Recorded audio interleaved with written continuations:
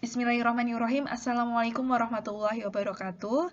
Halo semuanya, hari ini kita pertemuan kelima mata kuliah pengantar bisnis dan kita akan belajar mengenai mengelola operasional jasa dan manufaktur bersama saya Rosana Eri dan kita menggunakan buku acuan Business A Changing World terbitan McGraw-Hill edisi ke-9 dan buku ini ditulis oleh Farrell and Hurd. Dan sebelum kita masuk ke pengelolaan operasional jasa dan manufaktur, maka terlebih dahulu kita belajar mengenai operasional itu dulu apa, terus manufaktur itu apa, kayak gitu ya. Jadi pengertian-pengertiannya terlebih dahulu. Oke, di awal ini kita akan belajar dulu mengenai manajemen operasional, karena kita akan ngomongin tentang manajemen operasional jasa dan manufaktur. Nah, manajemen operasional itu apa sih? Kayak gitu kan ya. Manajemen operasional itu adalah pengembangan dan administrasi dari aktivitas-aktivitas yang terlibat dalam transformasi sumber daya menjadi suatu barang atau jasa. Jadi apapun itu gitu ya, suatu aktivitas-aktivitas pokoknya kayak gitu, yang intinya dia adalah transformasi mulai dari bahan mentah atau sumber daya menjadi barang atau jasa. Itu adalah namanya manajemen operasional, dari bahan mentah sampai barang jadi, kayak gitu ya. Oke, terus selanjutnya kita akan belajar mengenai manufacturing gitu ya. Manufacturing itu apa sih? Manufacturing itu adalah aktivitas atau proses yang digunakan untuk membuat produk yang tangible. Kemarin kita udah belajar juga produk tangible itu apa. Jadi produk tangible itu adalah produk-produk yang nyata kayak gitu ya, yang bisa kita pegang. Nah, itu adalah produk-produk yang nyata kayak gitu ya. Kadang manufacturing ini juga disebut dengan produksi. Nah, begitu juga dengan produksi. Produksi itu juga aktivitas-aktivitas atau proses-proses yang digunakan untuk membuat benda tangible juga sama. Dan ini kadang juga disebut dengan manufacturing juga. Jadi sama kayak gitu ya. Terus, karena kita mau belajar mengenai manajemen operasional, maka kita harus tahu dulu operasi itu apa sih, kayak gitu kan ya. Jadi, operasi itu adalah aktivitas-aktivitas atau proses-proses yang digunakan dalam membuat benda tangible ataupun intangible. Jadi, dua benda ini. Benda yang nyata ataupun nggak nyata, pokoknya proses dalam membuat benda itu namanya adalah operasi. Seperti itu. Nah, inti dari manajemen operasional itu kan adalah proses transformasi, nanti mulai dari input, transform jadi output, seperti itu kan. Nah, dari input sampai output itu namanya adalah manajemen operasional. Itu pembahasannya sampai situ. Sebelum input itu bukan bahasanya manajemen operasional, dan setelah output jadi itu juga bukan ranahnya pembahasan manajemen operasional, itu udah yang lain seperti itu ya. Jadi manajemen operasional itu adalah proses transformasi dari input ke output. Udah cuman sampai situ aja. Kalau misalnya kayak marketing kayak gitu, itu kan pasca barangnya udah jadi. Nah, itu udah di luar manajemen operasional gitu. Terus mungkin yang sebelumnya sebelum jadi input gitu, itu juga bukan wewenang atau ranah pembelajaran manajemen operasional. Jadi cuman dari input sampai ke output. Nah, makanya kita perlu ngerti nih input itu apa, output itu apa. Nah, di sini di slide ini kita akan belajar input itu apa, output itu apa. Jadi pengertiannya kayak gini.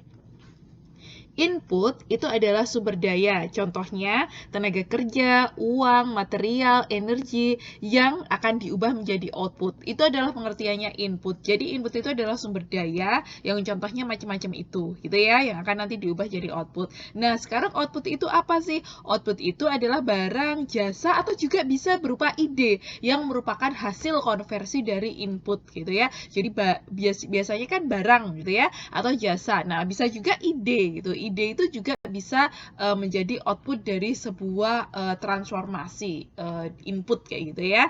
Nah, itu adalah pengertian input dan output.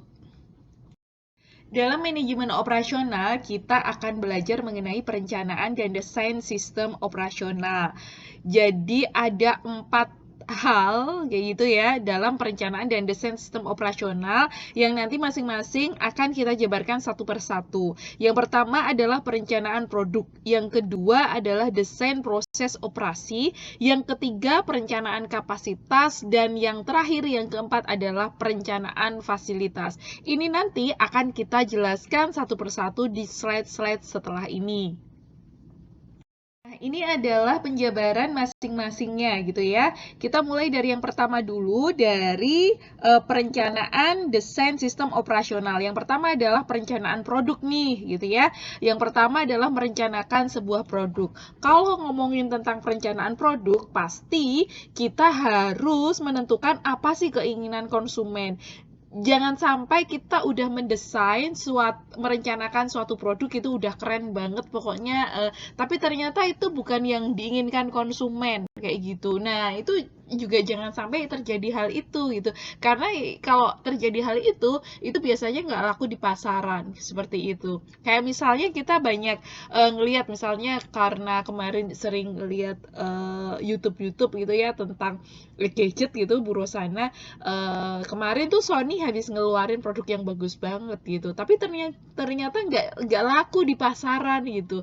Nah, itu kenapa sih? Nah, ini mungkin yang nggak diinginkan konsumen ternyata. Jadi produknya udah canggih, udah bagus, tapi ternyata bukan itu yang diinginkan konsumen.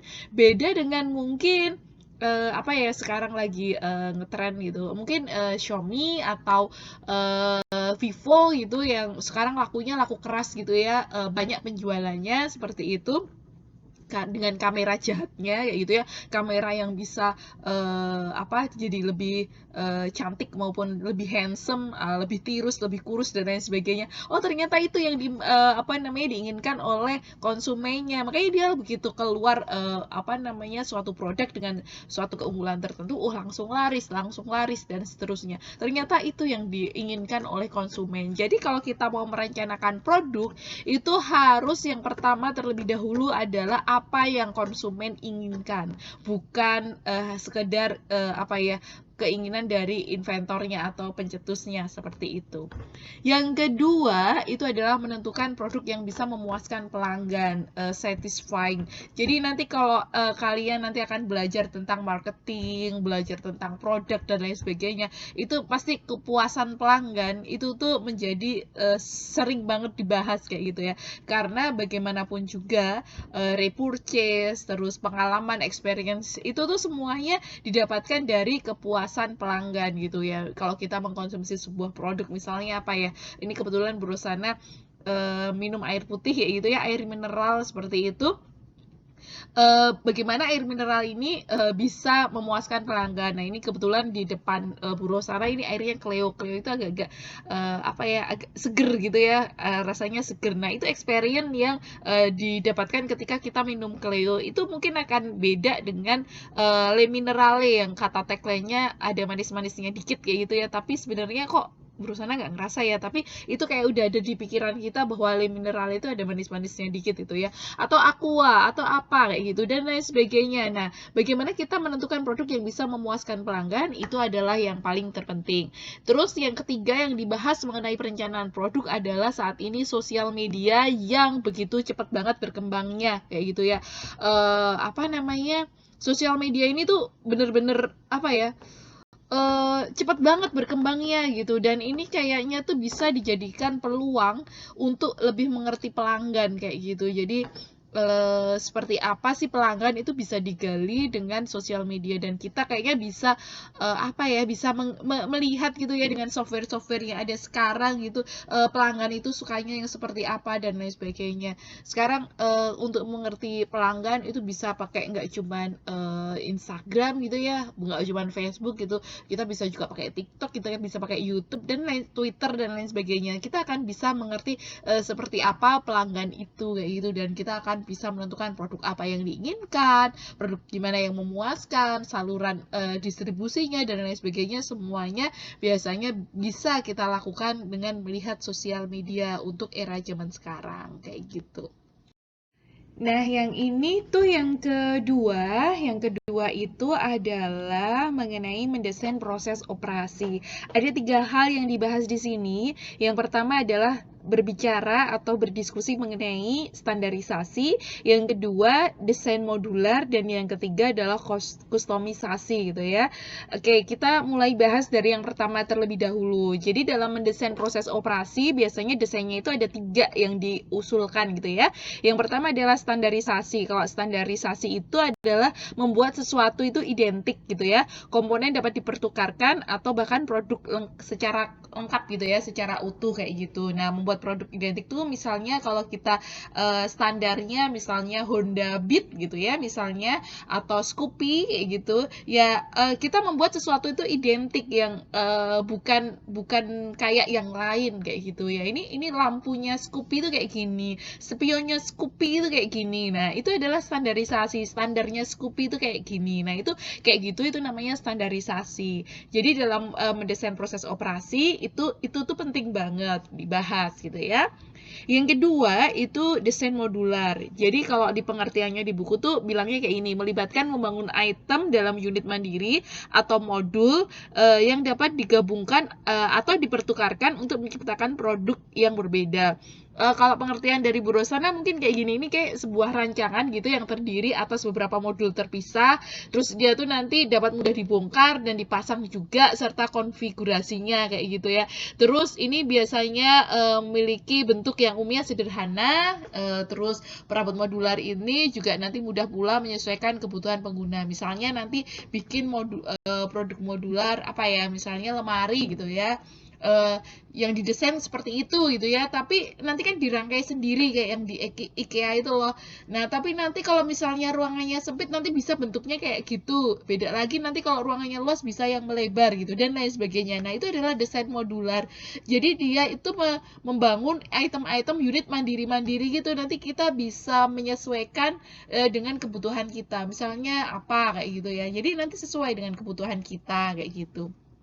Terus, yang ketiga dalam mendesain proses operasi adalah kustomisasi. Sering dibilang kustomisasi massal gitu ya, kustomisasi itu memperbanyak. Jadi intinya adalah membuat produk untuk memenuhi kebutuhan atau keinginan pelanggan tertentu. Jadi memproduksi dalam jumlah tertentu gitu ya, yang banyak mungkin untuk memenuhi kebutuhan atau keinginan pelanggan tertentu gitu. Berikutnya kita akan membicarakan mengenai perencanaan kapasitas. Jadi, kapasitas itu sendiri itu adalah beban maksimum yang dapat dibawa atau dioperasikan oleh unit organisasi. Ini tuh penting banget juga untuk dibahas dalam manajemen operasional. Jadi, kita bisa ngerti kapasitas kita tuh sebenarnya seberapa. Kita bisa memproduksi berapa gitu ya, sebuah produk, atau kita bisa menghasilkan jasa seberapa gitu dengan sumber daya kita, dengan kekuatan kita, dengan teknologi kita. Nah, itu adalah dipertimbangkan gitu. Jadi perencanaan kapasitas itu seperti itu. Jadi selain perencanaan-perencanaan yang lain tentang desain dan lain sebagainya, itu tuh perencanaan kapasitas menjadi hal yang juga penting untuk dipikirkan gitu ketika kita ada dalam sebuah bisnis. Berikutnya adalah mengenai perencanaan fasilitas. Jadi ini perencanaan fasilitas itu panjang banget sampai Bu Rosana harus potong menjadi 2 slide. Nah, ini perencanaan fasilitas di slide yang pertama kayak gitu ya. Jadi ada 2 hal yang dibahas di slide ini. Yang pertama adalah lokasi fasilitas, yang kedua adalah layout fasilitas. Layout itu tata letak kayak gitu ya. Mungkin bahasa Indonesia yang paling tepat tuh tata letak gitu. Kadang susah untuk menemukan arti yang pas di dalam bahasa Indonesia, tapi kira-kira kayak gitulah ya, layout itu adalah tata letak, layoutnya seperti apa, tata letaknya seperti apa gitu ya. Oke, kita mulai dari yang pertama dulu. Jadi kalau kita mau merencanakan atau desain manajemen operasional itu ada yang namanya perencanaan fasilitas. Perencanaannya itu seperti apa? Yang pertama adalah lokasi fasilitas, di mana lokasi yang paling tepat dan alasan memutuskannya itu seperti apa. Misalnya gini, lokasinya di titik A gitu ya, di sini gitu. Alasannya apa? Itu harus ada, misalnya dekat dengan supplier, atau dekat dengan konsumen, atau dekat dengan apa. Nah, itu semuanya itu harus ada alasannya. Jadi, dalam menentukan lokasi fasilitas, itu juga harus ada alasannya.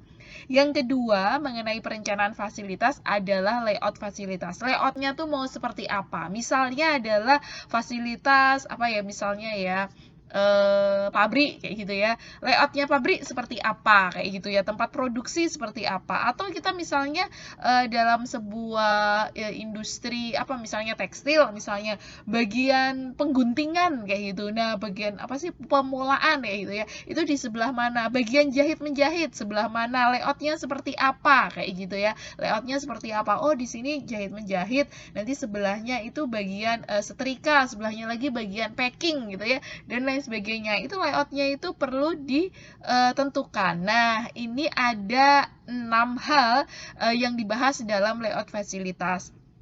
Kita bahas mulai satu persatu ya, dari A terlebih dahulu. Ini bahasa Inggrisnya tuh gini, fixed position layout. Jadi fix tata letak, posisi tata letak yang fix gitulah kira-kira ya bahasa Indonesianya.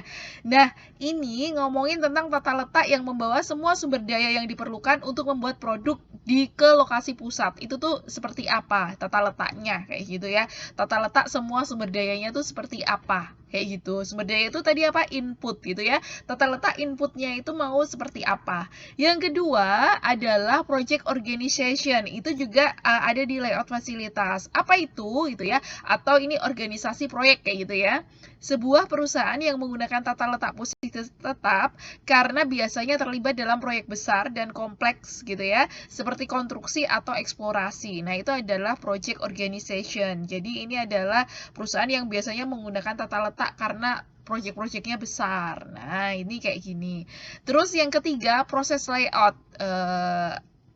Ini adalah tata letak yang mengatur transformasi ke dalam departemen, mengelompokkan proses-proses terkait. Kayak tadi ya, layout sebuah proses gitu. Jadi misalnya jangan sampai mencari itu. Misalnya ini bagian gunting, terus sebelahnya bagian setrika, sebelahnya lagi bagian apa tadi kalau tekstil jahit menjahit. Nah, itu kan nggak urut. Harusnya tuh kalau misalnya di sini tuh bagian pemotongan pola ya sebelahnya harusnya jahit, sebelahnya baru setrika kayak gitu. Harus urut supaya nanti tuh alurnya jelas gitu. Kalau tiba-tiba ini misalnya bagian menggunting gitu ya kain gitu, tiba-tiba sebelahnya packing gitu. Nah, itu nanti kalau kayak gitu nggak efektif karena prosesnya nggak kayak gitu kan. Proses dalam industri tekstil kan nggak kayak gitu.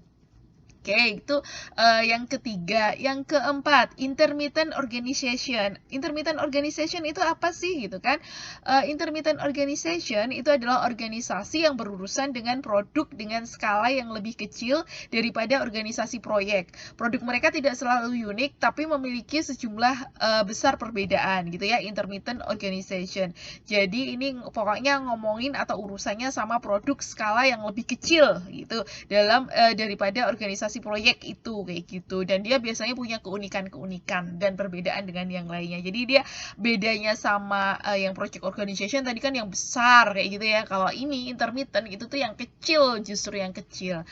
Sekarang yang E, produk layout gitu ya, atau tata letak produk gitu ya. Tata letak produk itu adalah tata letak yang mengharuskan produksi dipecah menjadi tugas-tugas yang relatif sederhana yang diberikan kepada pekerja yang biasanya ditempatkan di sepanjang jalur perakitan. Nah, ini adalah tata letak produknya seperti apa. Sepanjang perakitan misalnya di sini bikin apa misalnya kalau di apa sih namanya merakit apa Yamaha atau Honda gitu kan, kalau kita dari mana sananya dari Jepangnya kan nggak kayak gitu. Di sini kan kita akan merakitnya kayak gitu kan. Nah, itu akan dirakit gitu. Sebelah sini ngapain, sebelah sini ngapain, dan seterusnya gitu. Nanti dirakit gitu kan. Kita juga sering, pasti teman-teman juga sering lihat sih, kayak misalnya di YouTube kayak gitu juga banyak ya. Habis ini ngapain, ini ngapain, nah gitu kan produk layout gitu ya. Tata letak produk. Nah, yang keenam nih, continuous manufacturing organization adalah perusahaan yang menggunakan jalur perakitan yang terus berjalan gitu ya, terus berjalan menciptakan produk dengan banyak karakteristik serupa. Jadi ini ada banyak karakteristiknya kayak gitu. Ini adalah perencanaan fasilitas bagian yang kedua. Ini ngomongin tentang teknologi gitu ya. Ini biasanya nanti akan kalian perdalam di sistem informasi manajemen. Biasanya sering ada kayak gini juga kayak gitu. Dan ini berbasis komputer-komputer kayak gitu sih gitu ya. Yang pertama adalah Computer Assisted Design atau CAD. Mungkin kalian juga sering dengar ini. Jadi ini adalah komponen desain, produk, dan proses di komputer, bukan di atas kertas kayak gitu ya. Jadi desain di atas komputer, CAD namanya. Computer Assisted design. Desain yang dibantu oleh komputer, gitu bahasa Indonesianya. Terus kemudian yang kedua, Computer Assisted Manufacturing atau CAM gitu ya.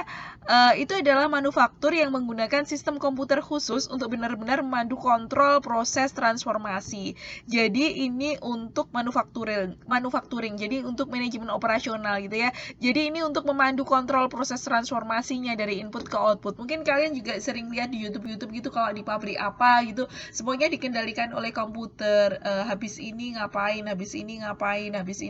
gitu ya kalau di pabrik gitu kan, sering ada kayak gitunya. Terus yang ketiga itu adalah flexible manufacturing. Itu adalah arah mesin oleh komputer untuk beradaptasi dengan versi yang berbeda dari operasi serupa gitu ya. Jadi ini adalah fleksibel. Ini arah mesin oleh komputer gitu yang beradaptasi dengan versi berbeda gitu. Terus yang keempat itu adalah computer integrated manufacturing gitu ya. Sistem lengkap yang merancang produk, mengelola mesin dan material, dan mengontrol fungsi operasi juga, kayak gitu. Oke, ini adalah materi kita, kayak gitu ya. Oke, gitu dulu dari Bu Rosana. Udah selesai, kita lanjutkan di forum tanya jawab. Kita akan masuk ke sesi Google Meet atau Zoom seperti itu. Mohon maaf bila banyak salah kata. Wabillahi taufik. Wassalamualaikum warahmatullahi wabarakatuh.